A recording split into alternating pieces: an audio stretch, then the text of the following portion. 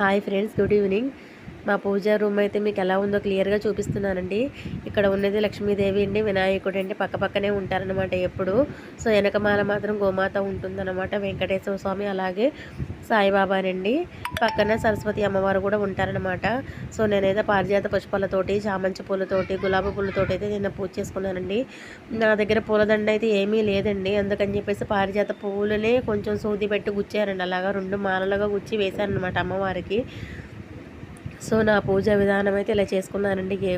ఏదో నాకు వచ్చినంతలో, నేను చేసుకున్నంతలో అయితే అమ్మవారిని అయితే పూజించుకున్నానండి. చాలా అంటే చాలా బాగున్నారండి అమ్మవారు మాత్రం నిన్న.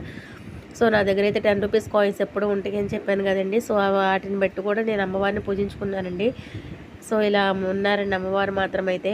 చాలా అంటే చాలా బాగున్నారండి. చాలా ప్రశాంతంగా చేసుకున్నానండి పూజ మాత్రం. అసలుకి నాకు ఫీవర్ వచ్చి అసలు చేసుకోలేనేమో అనుకున్నానండి. మధ్యాహ్నం వరకు అంటే చాలా భయంగా ఉంది అసలుకి.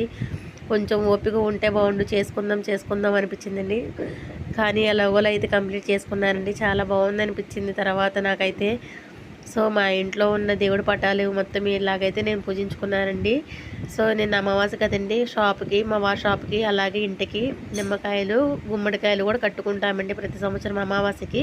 సో అలాగైతే మేము కట్టుకున్నామండి.